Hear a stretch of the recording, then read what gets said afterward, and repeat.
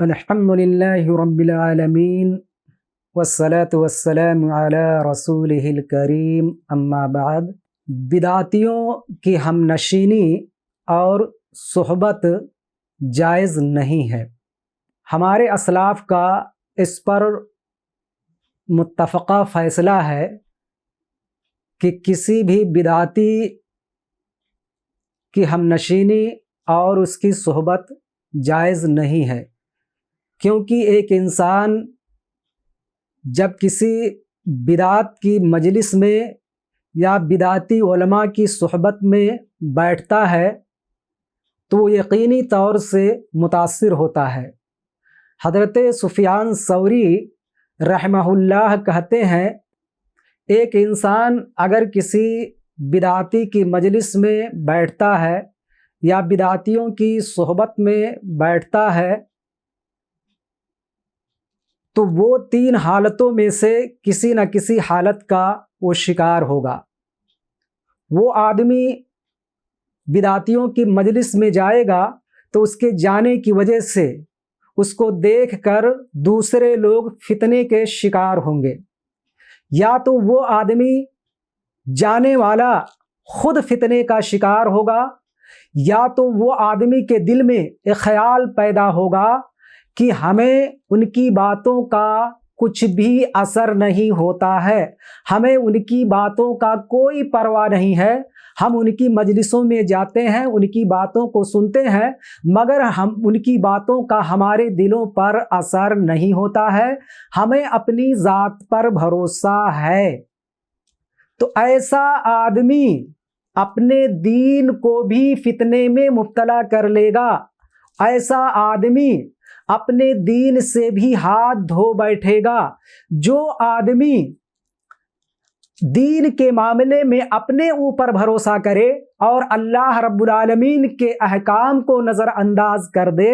بھلا ایسے آدمی کے دین کے سلسلے میں کیسے مطمئن رہا جا سکتا ہے؟ اللہ رب العالمین نے ارشاد فرمایا کہ تمہارے اوپر کتاب میں اس نے نازل کر دیا ہے کہ جب تم اللہ رب العالمین کی آیتوں کو سنو کہ اس کا انکار کیا جا رہا ہے، اس کا مذاق اڑایا جا رہا ہے، تو ان کے ساتھ نہ بیٹھو جب تک کہ وہ کسی دوسری بات میں مشغول نہ ہو جائیں۔ اگر تم ایسا نہیں کرو گے تو تم بھی انہی کی طرح ہو۔ اس آیت کریمہ میں اللہ رب العالمین نے واضح طریقے سے بیان کیا کہ قرآن کی روشنی میں اللہ رب العالمین کا یہ حکم واضح ہوتا ہے کہ جس محفل میں قرآن کی آیتوں کا انکار کیا جا رہا ہو، قرآن کے احکام کا مذاق اڑایا جا رہا ہو، قرآن کے احکام کا جو صحیح مطلب ہے اس میں تبدیلی پیدا کی جا رہی ہو، اپنے خواہش کے مطابق اس کا معنی پہنایا جا رہا ہو، اس کی تعویل کی جا رہی ہو، اس کی تفسیر کی جا رہی ہو، یا کتاب اللہ اور سنت رسول کے خلاف مجلسوں میں تعویل کی جا رہی ہو اور قرآن و سنت کے مسلمہ اصول کو ٹھکرایا جا رہا ہو، ایسی مجلسوں میں اور ایسے لوگوں کے ساتھ اٹھنے بیٹھنے سے منع کیا جا رہا ہے کہ فلا تقعدوا معهم حتى يخوضوا في حديث غيره، ان کے ساتھ ہرگز نہ بیٹھو جب تک کہ وہ کوئی دوسری گفتگو نہ کریں۔ ایک ہوتا ہے دنیاوی معاملات اور ایک ہوتا ہے دینی مجلسیں۔ تو ایسے بدعتی کی مجلس میں، جو اس کی دینی مجلس ہو یا واعظ و نصیحت کی مجلس ہو یا علم سیکھنے کا کوئی مقصد ہو، نہ تو بدعتیوں سے علم سیکھا جائے گا اور نہ تو علم سیکھنے کے لیے ان کی مجلسوں میں جایا جائے گا۔ اگر ایک انسان ان کی مجلسوں میں جاتا ہے تو لازماً وہ تین چیزوں میں سے کسی چیز کا شکار ضرور ہوگا۔ اس کے جانے سے بھولے بھالے لوگ فتنے میں مبتلا ہو جائیں گے، دوسرے لوگ بھی اس کی مجلسوں میں جانا شروع کر دیں گے، یا تو وہ انسان خود اس فتنے کا شکار ہوگا، اور وہ شکار نہیں ہوگا تو وہ انسان اوور کانفیڈنس کا شکار ہوگا، اور اوور کانفیڈنس کا جب شکار ہوگا تو ایسا انسان اپنے دین کے معاملے میں فتنوں سے محفوظ نہیں رہ سکے گا۔ تو جو لوگ اللہ رب العالمین کی آیتوں کا مذاق اڑاتے ہیں، اللہ رب العالمین کی آیتوں کا انکار کرتے ہیں، اس کی تعویل کرتے ہیں، باطل معنی پہناتے ہیں، اور اپنے خواہش کے مطابق حکم نکالتے ہیں اور حکم لگاتے ہیں، تو ایسے لوگوں کی صحبت میں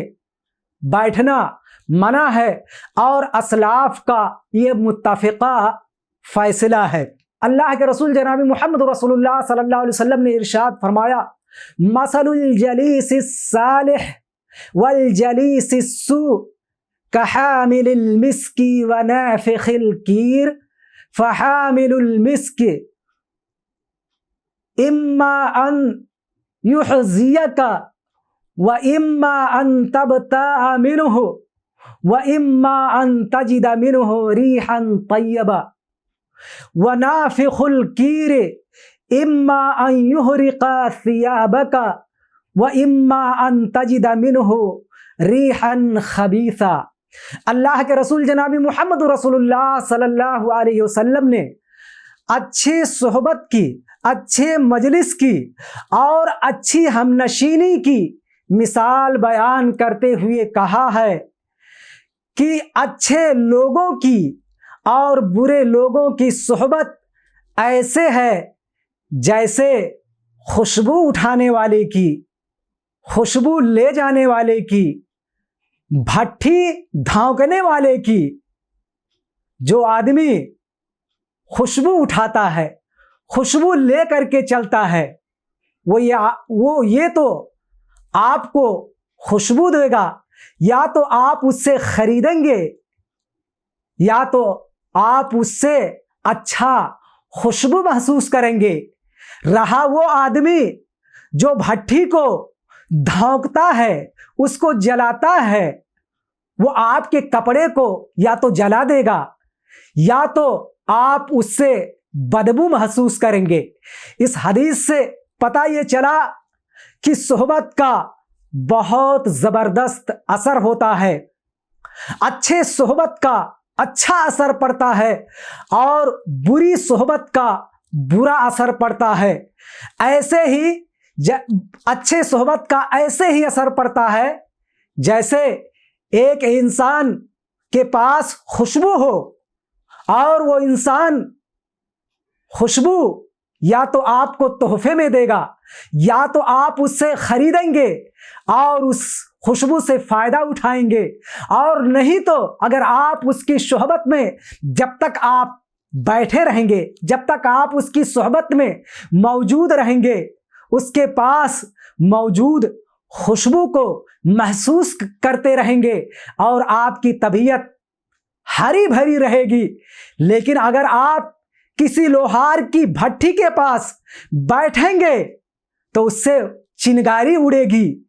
اور اس کا شعلہ بلند ہوگا، اس کی وجہ سے، چنگاری کی وجہ سے آپ کا کپڑا جل جائے گا، اور اگر آپ کا کپڑا نہیں جلے گا تو آپ اس بھٹی کے دھوئیں سے آپ کو تکلیف ہوگی، اس کا دھواں آپ کے اندر جائے گا، آپ کے پھیپھڑے کو متاثر کرے گا، آپ کے دل کو متاثر کرے گا، آپ کے ذہن و دماغ کو متاثر کرے گا، آپ کے پورے بدن کو متاثر کرے گا۔ چنانچہ ایک انسان کو اگر اپنے نفس پر بھروسہ کرتے ہوئے، اپنے آپ پر بھروسہ کرتے ہوئے اگر وہ بدعتیوں کی مجلس میں جاتا ہے، فاجروں کی مجلس میں جاتا ہے، گناہوں کی مجلس میں جاتا ہے، تو اس حدیث سے وہ سبق لے کہ وہ انسان بروں کی صحبت سے، اس کے اثرات سے وہ بچ نہیں سکتا ہے۔ اگر وہ بچ جائے گا تو دوسرے لوگ اس صحبت میں جانے سے، اس مجلس میں جانے سے وہ فتنے میں نہیں بچ سکتے ہیں۔ سفیان ثوری رحمہ اللہ نے کہا کہ لیسا شیئن ابلغ فی فساد رجل او صلاحہ من صاحب، دوست کی کوئی بھی چیز کسی انسان کو بگاڑنے میں، کسی انسان کو بنانے میں اس کے دوست سے زیادہ خطرناک نہیں ہو سکتی ہے۔ سفیان ثوری رحمہ اللہ کہتے ہیں ایک دوست کی صحبت، ایک دوست کی سنگت سب سے زیادہ خطرناک ہوتی ہے۔ ایک دوست کی سنگت کسی دوست کو بگاڑنے میں، کسی دوست کے بنانے میں اس کا سب سے زیادہ اثر ہوتا ہے۔ اس لیے ایک انسان کو فاجروں کی، گنہگاروں کی، بدعتیوں کی، منافقوں کی، مشرکوں کی صحبت سے بچنا ہو، الا کہ ناگزیر ہو۔